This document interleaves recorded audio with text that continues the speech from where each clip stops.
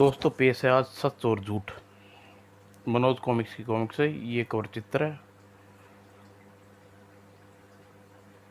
चलो शुरू करते हैं दोस्तों। एक बार सच और झूठ को इस बात में लेकर ठन गई कि इस कलयुग में दोनों में से किसका बोलबाला अधिक है। आज के कलयुग में सच बोलने वाले मूर्ख समझा दुनिया मूर्ख कहती है, क्योंकि सच बोलने वाले को हमेशा भयानक कष्ट झेलने पड़ते हैं। नहीं, तुम झूठ कह रहे हो, गलत कह रहे हो मित्र। सच बोलने वाला हमेशा सुखी रहता है, जबकि झूठ बोलने वाला हमेशा दुखी रहता है। यह तुम्हारा भ्रम है मित्र। आज की दुनिया के लोग झूठे की ही इज्जत करते हैं, सच से नफरत करते हैं। लेकिन मैं तुमसे बड़ा हूँ।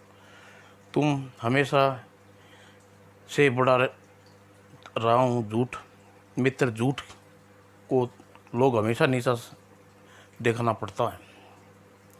नहीं मित्र, तुम फिर गलत कह रहे हो। यदि ऐसी बात होती तो कल एक कुमार मेरा सारा लेकर फांसी के तख्ते पर झूलने से कैसे बच जाता। आज वह मेरी जय जयकार कर रहा है। एक कुमार तुम्हारा सहारा लेकर फांसी से तख्ते से झूलने से बच गया, लेकिन कुछ समझा नहीं मित्र। ज़रा मुझे बताओ, कैसी अनहोनी आखिर कैसे हो गई। तो सुनो, परसों आधी रात के समय एक कुम्हार एक सेठ के घर के आगे से गुजर रहा था। ओह, चोर मालूम होता पड़ता है। ए भाई, ज़रा सुनना। आए, कौन कमबख्त हो तुम। मेरा नाम झूठ और मेरा नाम खूटा सिंह है। मैं एक चोर हूँ। लेकिन भाई, तुम मुझसे क्या चाहते हो। उसे सच बोलने देख एकदम क्रोधित हो उठा। झूठ के सामने खड़े होकर सच बोलने ते हुए तुम्हें डर नहीं लगता मूर्ख। अरे बाप रे झूठ, दफा हो जाओ यहाँ से, वरना अभी तुम्हें जान से हाथ धो बैठोगे जी।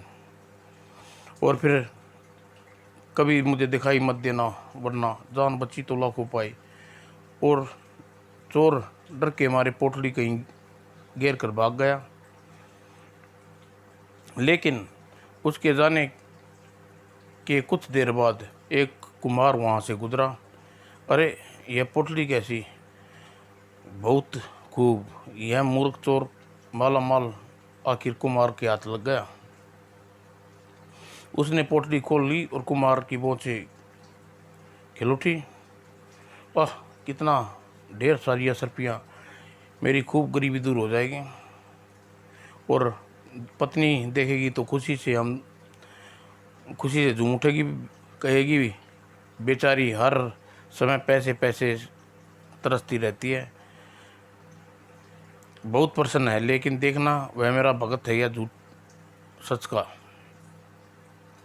ओह, वह कुमार का बच्चा तो मेरी मेहनत की कमाई मज़े में लिए जा रहा है। लेकिन मैं क्या करूं, मैं तो झूठ के भूत तो उसके पीछे चल दिया। अब मुझे देखते ही मार डालेगा। खैर कोई बात नहीं, यदि माल हाथ में नहीं लगा तो कुमार के बच्चे के हाथ भी नहीं लगने दूंगा। देखता हूँ कैसे ले जाता है मेरे माल को।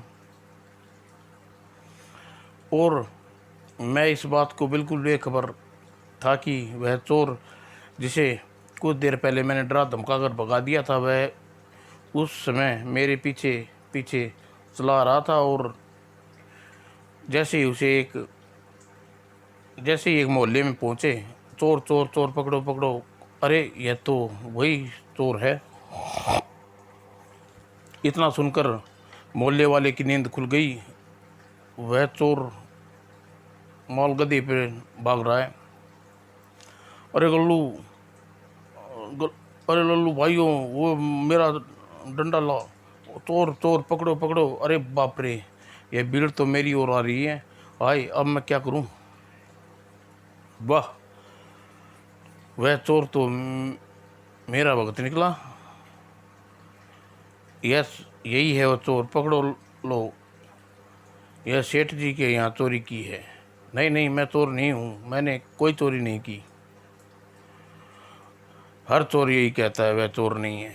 भाइयों, इसकी तलाशी लो, अब आप स्वयं मालूम हो जाएगा कि यह चोर है या नहीं। हाँ कहो, हाँ, इसकी सही तलाशी लो।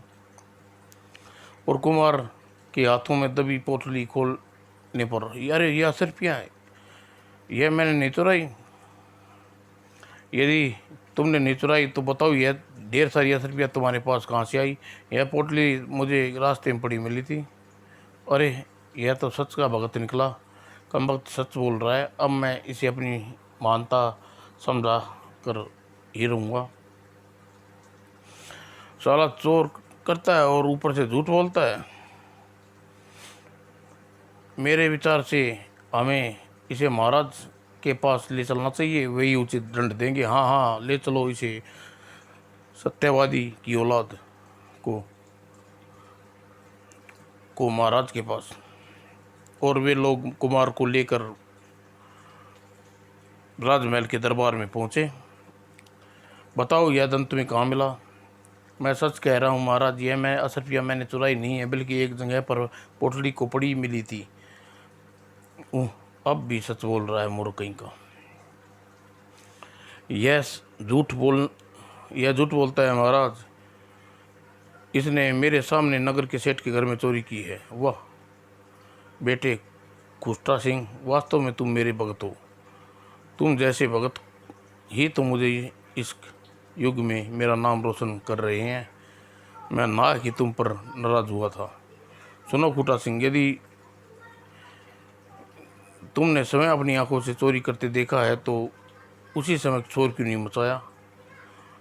इसलिए महाराज, मैं नगर सेठ समय घर पर नहीं था और मैं रंगे हाथों पकड़वाना चाहता था। वाह, यह अब देखता हूँ यह कुमार का बच्चा सच बोलकर कैसे बचता है।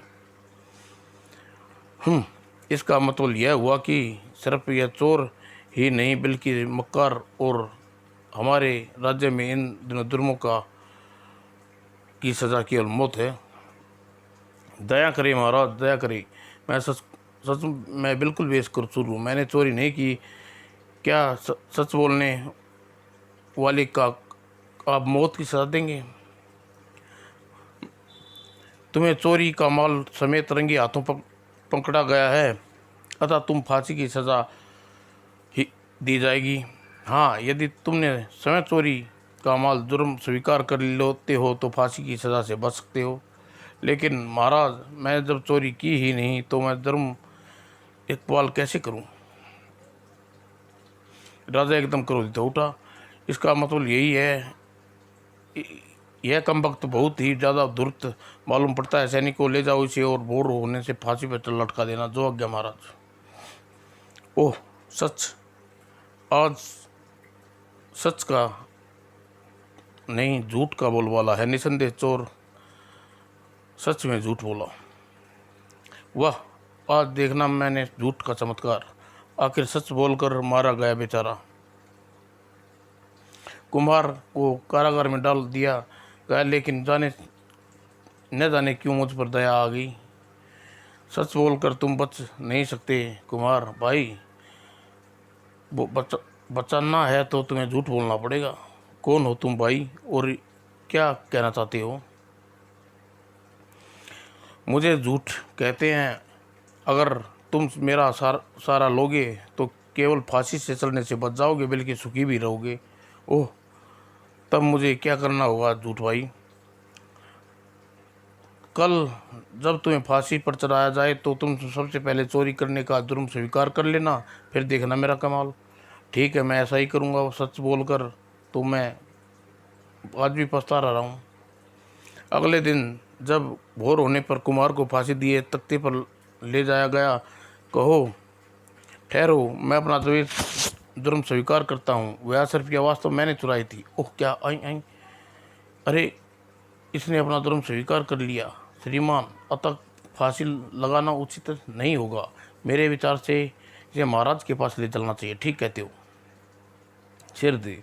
हमें खुशी है चोर, तुमने अपना जुर्म स्वीकार कर लिया। अब तुम्हें 10 दिन की साधन कैद की सज़ा देते हैं। कमबख्त, यह कमबख्त झूठ बोलकर साफ पच निकला। और इस तरह वह कुमार मेरे सारे फांसी के तख्ते पर चढ़ने से बच गया। अब तुम ही बताओ, यदि वह तुम्हारी रट लगाए रहता तो चढ़ गया ना होता फांसी पर। बेशक वह तुम्हारे कारण बच गया मित्र, लेकिन फिर भी जीत मेरी ही हुई है। मेरी समान सच की हो, समान सच को ही मिला। मतलब राजा ने उसे सच बोलने के लिए कहा था। भले ही कुमार ने अपनी जान बचाने के लिए तुम्हारा सहारा लिया, लेकिन राजा ने तो यही सोचकर असली फांसी को रद्द कर दी भी वह सच बोल रहा है। और यानी राजा ने सम्मान तो मेरा ही किया ना, फिर झूठ का सहारा लेने के बाद भी चोर तुम्हें उद्देश्य में सफल नहीं हुआ। ओह, तो तुम यह कहना चाहते हो कि तुम मुझसे बड़े और शक्तिशाली हो? निसंदेह झूठ का बल के बल पर तैयार की गई इमारत ज़्यादा दिन नहीं खड़ी रह सकती। सच का एक दिन झोंका उसे रुई के गोले के समान वो हवा में उड़ा ले जाता है, जबकि सच ईश्वर के समान हमेशा अजय और सरस्त रहता है। यदि ऐसी बात है तो इस बात पर फैसला हो जाना चाहिए कि आज के युग में हम दोनों में से बड़ा शक्तिशाली कौन है, तुम या मैं? मैं भी यही चाहता हूँ। तो चलो नगर में मनुष्य के बीच। हाँ चलो। और वह दोनों शहर की ओर चल पड़े। फिर दी वह देखो, दो व्यक्ति आ रहे हैं। आओ इनसे बात कर फैसला करते हैं कि दोनों में से कौन बड़ा है। मुझे इसमें से कोई आपत्ति नहीं है, चलो। और दोनों राहगीर के पास पहुँचे। क्यों भाई, क्या नाम है? क्या तुम बता सकते हो आजकल युग में सच और झूठ में बड़ा कौन है? भाई, मैं तो झूठ का पुजारी हूँ। झूठ ही मेरा ईश्वर है और झूठ ही मेरी रोजी रोटी। यदि इस युग में सच बोलना तो पूरा परिवार सहित भूखा मर जाऊंगा। लेकिन दूसरे ने कहा, भाई मैं तो सच का पुजारी हूँ और सच को अपना ईश्वर मानता हूँ। झूठ बोलकर एक पल के लिए चैन नहीं आता। कहकर दोनों राहगीर अपनी अपनी राह पर हो लिए। बन गया काम। सुनो दोस्त, उन दोनों में से एक तुम्हारा भगत है, दूसरा मेरा भगत है। आओ उसके पीछे चलते हैं। एक माह के भीतर हमारे कारण उन दोनों के जो ज़्यादा सुखी होगा, उसी के आधार पर हम दोनों आपस में छोटे बड़े का फैसला कर लेंगे। ठीक है, ठीक है। और दोनों राहगीर के में से एक का नाम किशन और दूसरे का नाम बिशन। दोनों आपस में गहरे मित्र थे, किंतु किशन झूठ का पुजारी था और बिशन सच का। वे दोनों झूठ और सच का द्वारा अपना पीछा किए जाने की अनभिक्त अपनी अपनी राह पर चले जा रहे थे। एक भिखारी ने उनका मार्ग रोक लिया। ईश्वर के नाम पर कुछ देते जाओ, भगवान तुम्हारा भला करेगा। अरे यह मूर्ख, इतना ठग कोई मुश्किल काम है नहीं है। यह मूर्ख बनाकर इसे ठगना कोई मुश्किल काम नहीं है। सुनो, मैं तुम्हारे बहुत सी अशरफियाँ का पता बता सकता हूँ, लेकिन एक शर्त है। ओह, जल्दी बताओ अपनी शर्त। भले ही मानस। उस समय तुम्हें पास जो भी कुछ कीमती वस्तु है वह मुझे सौंप देनी होगी, लेकिन मेरे पास तो सिवा भिक्षा में मिले थोड़े से सिक्कों के और कुछ भी नहीं है। कोई बात नहीं, मैं चंद ही सिक्कों में संतोष कर लूँगा। बताओ अशरफियाँ कहाँ हैं? सुनो, यहाँ से 200 गज दिशा में चलने पर तुम्हें एक विशाल बड़ का पेड़ दिखाई देगा। बस उसी पेड़ के नीचे दबी हुई मिल जाएंगी तुम्हें अशरफियाँ। तुम्हें चूँकि वह एक शराब के कारण हम उसे छू नहीं सकते, इसलिए मैंने तुम्हें उस धन का पता बता दिया है। अब देर न करो, जल्दी से जाकर 80 रुपया निकाल लो। भगवान तुम्हारा बहुत बहुत भला करे। यह देखो कितनी आसानी से मेरा सहारा लेकर उस मूर्ख ने उसे थोड़ा सा धन भी ऐंठ लिया। हाँ, देख रहा हूँ तुम्हारे कारण भिखारी आसानी से मूर्ख बन गया, लेकिन हमें भी उस भिखारी के क्या लेना देना। आओ अब हम दोनों के पीछे चलें। यह यह तुमने अच्छा नहीं किया किशन, ना कि गरीब को झूठ बोल कर ठग लिया। यदि मैं ऐसा ना करता तो आज परिवार सहित भूखा सोना पड़ता।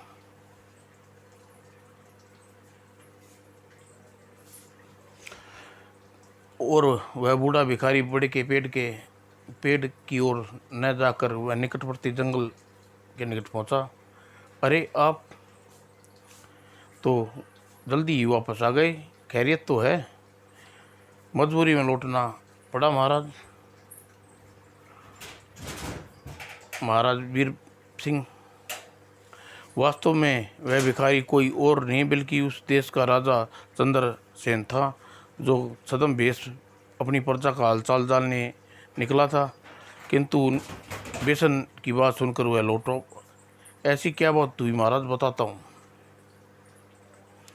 और जब राजा चंद्रसेन ने मंत्री को सारी बात बताई तो वह आश्चर्यचकित हो उठा। आश्चर्य महाराज, भला आज के युग में कोई व्यक्ति आज के युग में भला चंद सिक्कों के बदले बहुत सी असरफियाँ कैसे किसी को दे सकता है? वह एक भिखारी समझकर आपने ठगने की कोशिश की होगी। लगता तो मुझे भी यही है, लेकिन मैं उस स्थान पर जांच किए बगैर उसी के बारे में कोई राय बनाना उचित नहीं समझता। यदि उसकी बात वास्तव में झूठी निकली तो उसे सख्त सजा देंगे। तब कुछ सैनिकों को लेकर इसी समय मेरे साथ चलो। चलो महाराज।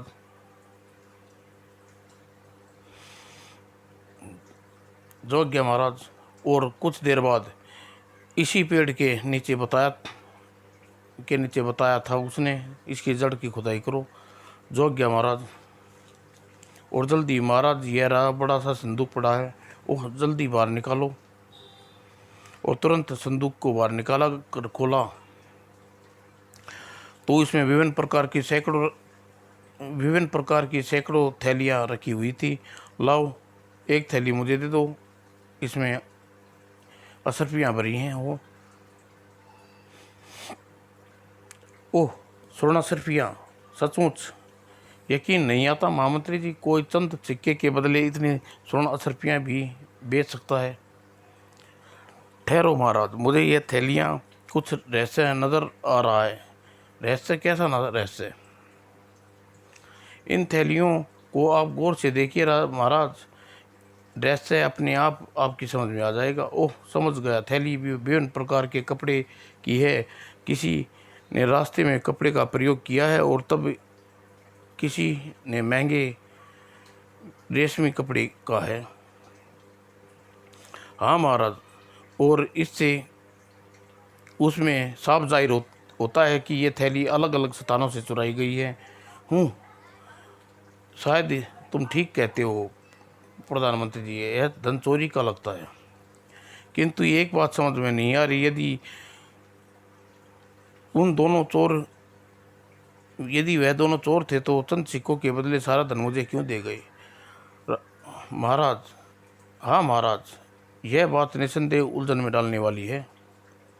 खैर, हम इस संबंध में उन्हीं चोरों से पकड़वा कर उनसे पूछेंगे। फिलहाल ये सारे धन को सैनिकों के साथ राजमहल चले जाइए और कुछ देर बाद आऊँगा, जैसा पूछ समझे महाराज। कहकर राजा चंद्रसेन वहाँ से चला गया। वो सैनिकों को संदूक जी को उठाकर खेमे में ले चलो, वहाँ हम राजमहल की ओर प्रस्थान करते हैं। बहुत अच्छा हजूर। और लेकिन जैसे ही सैनिक संदूक को बंद करना चाहा, और बाप रे, दूसरे ही पल, अरे देखो उसके मुंह में, पीछा करो, मार गिराओ। और सैनिकों कुछ थैलियां एक दूसरे से बंधी हुई थी, अतः वह बाज उन सभी थैलियों को एक एक करके लेके उड़ गया और सैनिकों ने उस बाज को काफ़ी दूर तक पीछा किया, लेकिन ओह, वह तो उस पहाड़ के दूसरी तरफ चला गया। अब क्या करें? अब पहाड़ को पार कर उसके पीछे जाना मूर्खता होगी। चलो वापस चलते हैं। और लौटकर सैनिक महामंत्री को सारी बात बताई। ओह खैर, कोई बात, रुकना बेकार है। अब तुम संदूक उठाओ और वापस खेमे में चलो, बहुत अच्छा दूर। और फिर संदूक उठाकर जंगल में लगे खेमे की ओर चल पड़े। अगले दिन राजा ने प्रधानमंत्री वीर सिंह को अपने विशेष कक्ष में बुलाया। सुनिए महामंत्री जी, हम चाहते हैं कि व्यक्ति को 2 दिन के भीतर भीतर पकड़कर हमारे सामने पेश किया जाए, जिसने हमें उसका सर्पियों का पता बताया था। लेकिन महाराज, इतने बड़े राज्य में उसे सिर्फ ढूंढ पाना ही संभव नहीं। पता नहीं वह किस कोने में रहता हो। उसे खोज निकालने का उपाय भी मैंने सोच लिया है। महामंत्री जी, जरा आप कान इधर लाओ। ओह, और राजा ने चंद्रसेन को धीरे धीरे उसके कान में कहने लगा। और फिर कुछ ही देर बाद, सुनो सुनो सुनो, महाराज की ओर से एक सूचना सुनो। और कल एक कल एक ऐसा भिखारी पकड़ गया है, जिसे लोगों को ठग कर चोरी कर के दक्षिण के जंगल में एक बरगद के पेड़ के नीचे सर्पियां भरी सैकड़ों थैलियां छुपा रखी थी। कल शाम को वह थैलियां निकाल रहा था तो सैनिकों ने उसे रंगे हाथों पकड़ लिया। अतः उन लोगों को सूचित किया जाता है जिन्हें उस भिखारी ने ठगा है, अथवा जिन्हें यहाँ चोरी की है, वह अपना धन पहचान कर अपना धन वापस ले जाएं। इस प्रकार की मुनादी जब किशन के गांव में हुई, ओह, ठगा गया। अन्यथा जिसे यह भिखारी ने चोरी की, व्यक्ति राजमहल पहुंच कर राजा को अपना धन वापस ले। जिसने ठगा गया है, जिसके यहाँ चोरी हुई है, वह व्यक्ति राजमहल पहुंचकर राजा से अपना धन वापस ले ले। अरे, कहीं यह मुनादी भिखारी के लिए तो नहीं हो रही जो कल उसे मैंने जंगल में मिला था, और जरूर वही होगा। अब समझा, इस कमबख्त चोर के संयोग से अपना चोरी का माल उसी बरगद के नीचे छुपा रखा था, जिसमें बारे में मैंने उसे यूं ही झूठ कह दिया था। मेरे मुंह से अपने छिपे धन की बात सुनकर वह यही सोच रहा होगा कि मुझे धन की किसी न किसी तरह पता चल गया। तुरंत ही वह निकालने पहुंचा और वह सैनिकों द्वारा पकड़ा लिया गया। बिल्कुल यही बात हुई होगी। तभी एक अन्य बात दिमाग में आते ही वह किशन प्रशंसा से उछल पड़ा। ओ महाराज, अब क्या तरकीब आई है दिमाग में। यदि महाराज से जाकर कहूँ कि यह ठग ने मुझे भी लूटा था है और वह धन से मेरा हिस्सा भी है, तो बन सकता है भिखारी मना करने ते हुए भी महाराज को झूठा सही समझेंगे और मुझे मुंह मांगा धन लौटा देंगे। इसी विचार में आते ही झूठा किशन राजा से मिलने के लिए झट से तैयार हो गया। अरे बेटे किशन, लगता है तेरी किस्मत के दरवाजे खुलने वाले हैं। अजी आज सुबह सुबह अचानक कहाँ जाने की तैयारी हो गई? किशन ने अपनी पत्नी को सारी बात बता दी और बोला, भगवान समझ ले कि हमारे दुख दर्द के दिन पूरे होने वाले हैं। महाराज से की झूठी कहानी सुनाऊंगा, उसे महाराज को सच समझेंगे और वह भिखारी के पास मिले मेरा बताया हुआ धन मुझे दे देंगे। और सुनकर पत्नी प्रसन्न हो उठी। वाह, सचमुच तुम्हारे झूठे दिमाग की जवाब नहीं, लेकिन जल्दी लौटाना। अरे भगवान, अभी गया और अभी आया। देखो तुम्हारा भगत राजा की मुनादी सुनकर शायद राजा से मिलने जा रहा है। चलो देखते हैं। हाँ, जो हाँ, और पूरा विश्वास है कि मेरा सारा लेकर राजा से अच्छा खासा धन प्राप्त कर लेगा। और कुछ देर बाद महाराज से कहो कि उसी भिखारी द्वारा लूटा गया हूँ एक आदमी हूँ, जिसके पकड़े जाने से बारे में कल मुलादी की थी। ठीक है, तुम यहीं रुको, मैं महाराज को खबर करके आता हूँ। महाराज, किशन नाम का एक व्यक्ति भिखारी के संबंध में आपसे मिलना चाहता है। ओह, उसे तुरंत यहाँ ले आओ। और द्वारपाल के जाने के बाद महामंत्री जी, मुझे लगता है वह व्यक्ति है जो हमें अशरफिया के बारे में बताया था। ऐसा ही हो सकता है महाराज, लेकिन इतनी जल्दी बात बन जाएगी मैंने सोचा नहीं था। सुनिए महामंत्री जी, मैं भिखारी का रूप धारण करता हूँ और आपको क्या करना है यह आप जानते ही हैं। कोई गड़बड़ नहीं होनी चाहिए। जी महाराज, आप निश्चिंत रहिए। और जब वह द्वारपाल किशन को लेकर वहाँ हाजिर हुआ तो राजा चंद्रसेन भिखारी का रूप धारण कर चुका था और महामंत्री राजा के स्थान ग्रहण कर चुका था। वाह, वही भिखारी है, वाह वही है। महामंत्री की जय हो। महामंत्री की जय हो। क्या तुम ठीक है, तुम इस भिखारी को पहचानते हो? जी बहुत अच्छी तरह से महामंत्री जी। तीन 3-4 दिन पहले इसी धूर्त ने मुझसे धोखे में मेरे देकर मेरा सब कुछ लूट लिया। जो कुछ कहना है साफ साफ कहो। ओह, यह चोर।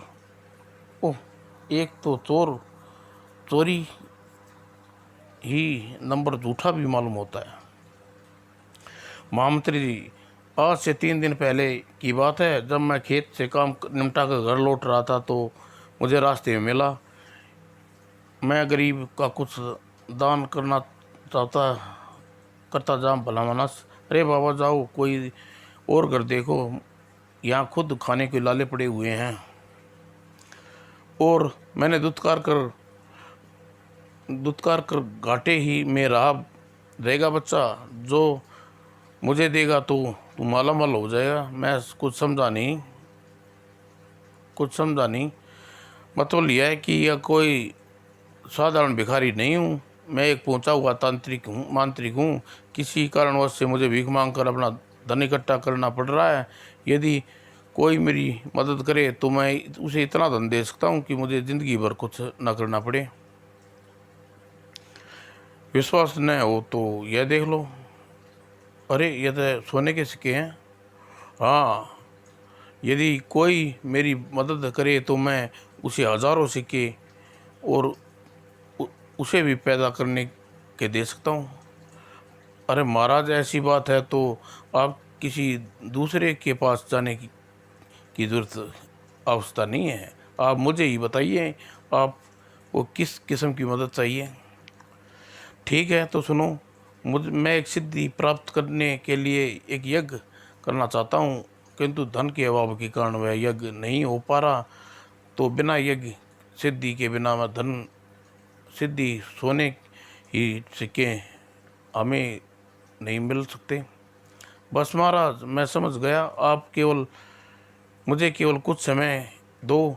मैं अपने घर बार खेत आदि बेचकर आपके लिए एकत्रित धन जुटा कर दे दूंगा।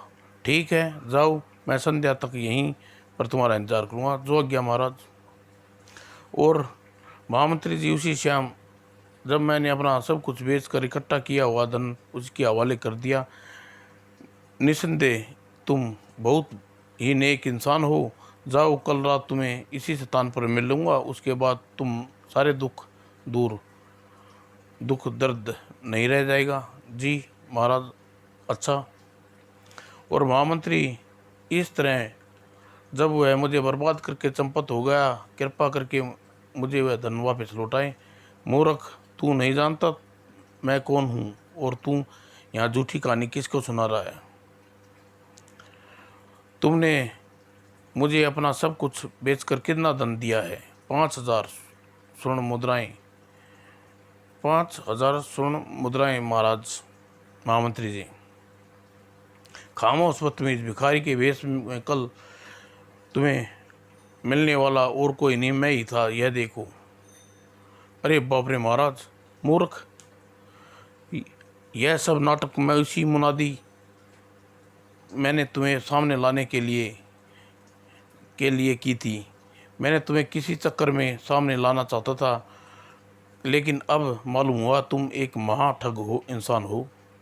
लेकिन गिरफ्तार कर लो इसे, झूठे और मक्कार इंसान को। हे ईश्वर, बुरा फंस गया आज, झूठ बोलकर बुरा फंस आज तो झूठ बोलकर। दया करें महाराज, दया करें। मैं नहीं जानता था कि भिखारी के वेश में आप हो, वरना ऐसी गुस्ताखी करने की कदापि चेष्टा न करता। दुष्ट गुस्ताख, तुमने मेरे साथ नहीं बल्कि पूरे उन गरीब भिखारियों के साथ की है जो इस तरह भीख मांगकर अपना पेट भरते हैं। यदि तुमने मिलने वाला मैं ना होता तो आज ज़रूर तुम्हें झूठ के जाल में कोई ना कोई भिखारी फंस गया होता और मैं उसके साथ अन्याय कर बैठता। खैर, इस झूठ की सज़ा तुम्हें मिलेगी, और साथ यदि तुम्हें सच बताना न बताया तो चोरी के अपराध में तुम्हें फांसी की सज़ा भी मिल सकती है। चोरी के अपराध में फांसी की सज़ा? मैं कुछ समझा नहीं महाराज। बरगद के पेड़ के नीचे की गहराई छिपाई गई अपनी चोरी की असरफियाँ को का पता तुमने मुझे चंद सिक्कों के बदले क्यों बताया था? वह तो मैंने एक मामूली भिखारी समझकर ठगने के लिए यूं ही बोल दिया था महाराज। उसके लिए तो मैं आपसे क्षमा चाहता हूँ, अंधा था, निश्चय थी आपको यह कुछ नहीं मिला होना चाहिए। ओह कमबख्त को सच बकने लगा है। ओह कमबख्त, यह तो सच बकने लगा है। अब पड़ेगा मुसीबत में। बक मत, अब तुम्हारी बताई हुई जगह पर हमें ठीक उसी बरगद के पेड़ के नीचे एक संदूक मिला जिसमें विभिन्न प्रकार की थैलियाँ रखी थी। ढेर सारी स्वर्ण असरफियाँ मिली। बताओ वह कहाँ से आई और तुम्हारे पास उसका पता मुझे क्यों बताया? यह आप क्या कह रहे हैं महाराज? मैं सच कह रहा हूँ, उस विषय में कुछ नहीं जानता। मैंने तो सिर्फ भिखारी की यानी आपकी कमाई हड़पने की योजना बनाई थी। तुम तो मक्कार हो, तुम झूठे मक्कार, तुम ऐसे नहीं मानोगे। सैनिकों, ले जाओ इस गंदे कीड़े को और कोड़े से पीट पीट कर काल कोठड़ी में डाल दो। ठहरो महाराज, ठहरिए, मुझ पर रहम खाइए। यदि आप मुझे कुछ समय दें तो मैं यह साबित कर सकता हूँ कि धन मेरा नहीं है।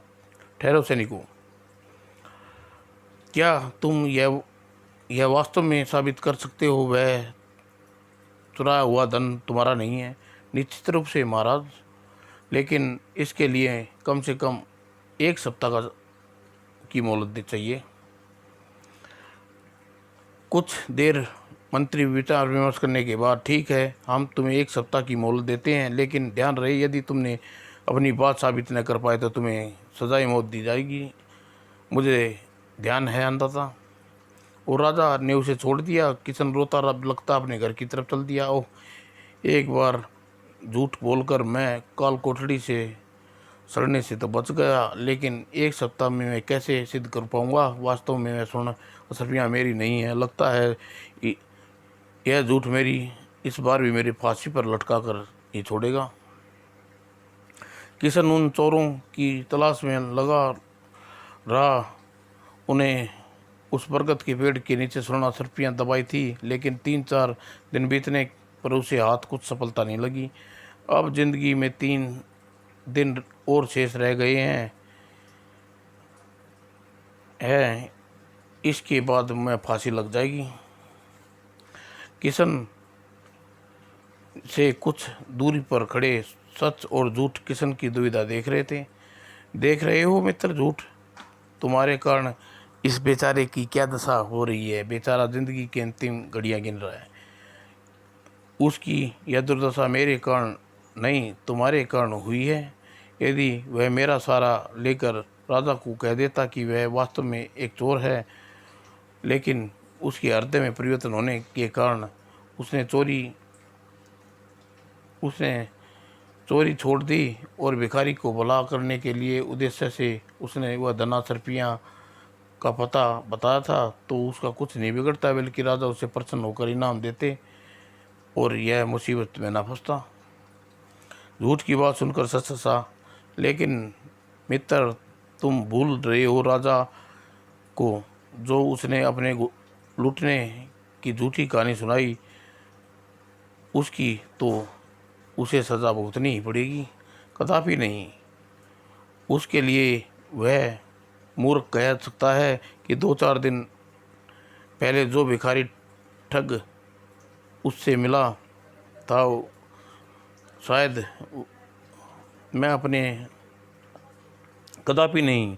उसके लिए तो वह राजा मूर्ख कह सकता है कि 2-4 दिन पहले जो भिखारी ठग उससे मिला था, शायद वह अपने राजा और उसके अनंतर नहीं कर पाया, इसलिए दोनों ही सूरत एक जैसी थी। झूठ बिल्कुल खूब मित्र, निसंदेह तुम्हारा सहारा लेने वाले मरने के बाद भी तुम्हें मुक्ति नहीं पा सकता। खैर बताओ, अब तुम्हारा क्या विचार है? वह मेरा पुजारी है, इसलिए मैं उसकी मदद करूँगा।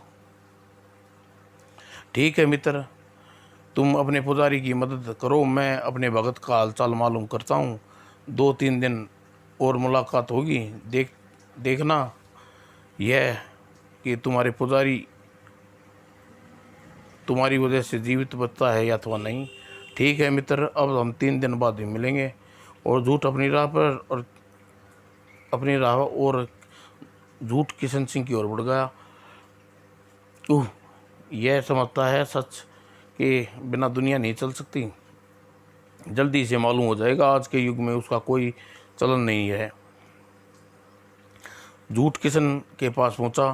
कैसे सोच में हो डूबे हो भाई? कौन? पहचाना? झूठ फौरन ही उसके सामने प्रकट हुआ। पहचाना मुझे? मैं तुम्हारा देवता झूठ अच्छी तरह पहचान गया हूँ। तुम्हें नीच कमीने दबावाज हमेशा तुम्हारी पूजा करता रहा, लेकिन आज तक तुम्हारी वजह से मुझे यह देखना पड़ा है। आज के बाद तुम्हें जिंदा नहीं छोड़ूंगा। अरे मेरी बात सुनो, तुम्हें नाक ही मेरी मुझ पर नाराज हो रहे हो। आज मैं तुम्हें अरे कोई बात नहीं सुनने वाला, शर्मनाश की जड़ हो। उफ अमरा उह जू छोड़। नहीं, आज मैं तुझे दुनिया से विदा करके ही छोड़ूंगा। और जब झूठ को यह लगा कि किशन सिंह किसी अवस्था में उसे छोड़ने वाला नहीं है, तो उसने झटके साथ अपने आप को किशन सिंह के बंधन से मुक्त किया। और अगले पल, तू ऐसे नहीं मानेगा। अरे बाप रे! और फिर झूठ ने हवा में उछाल दिया। आए मर गया। लेकिन अभी नहीं, लेकिन तूने मेरी बात नहीं मानी तो ज़रूर मर जाएगा। तो तुम कहना क्या चाहते हो? मूर्ख, मैं तुम्हें मुसीबत में फंसा देखकर तुम्हारी मदद के लिए आया और तुम मुझी पर उलझ बैठे। जाओ, अब खुद भुगतो। नहीं, मुझे मुझे इस मुसीबत में फंसा कर छोड़कर मत जाओ, मैं तुम्हारे पाँव पकड़ता हूँ। अरे हाँ, अरे मूर्ख, झूठ के भगत के होकर इतना भी नहीं जानते कि झूठ के पाँव होते ही होते झूठ के पाँव नहीं होते। चलो उठो और सीधे खड़े होकर मेरी बात ध्यान से सुनो। तुम्हें यही साबित करना है कि तुम बरगद के पेड़ के नीचे मिली रुपया तुम्हारी नहीं है। बिल्कुल यही साबित करना है झूठ भाई, परंतु फांसी पर लटकवा दिया जाऊंगा।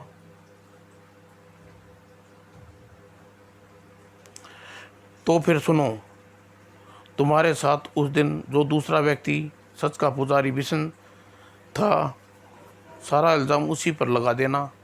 लेकिन उससे पहले क्या करना है यह भी सुन लो। क्या झूठ किशन सिंह को बासी को बचा पाया, झूठ सच कौन साबित कर पाया, बिशन सिंह के सच्चे आरोप और असरफियाँ वास्तव में किसकी थी। इन प्रश्न के उत्तर जानने के लिए मनोज चित्रकथा की अग्नि झूठ का मुकाला पढ़े। धन्यवाद दोस्तों।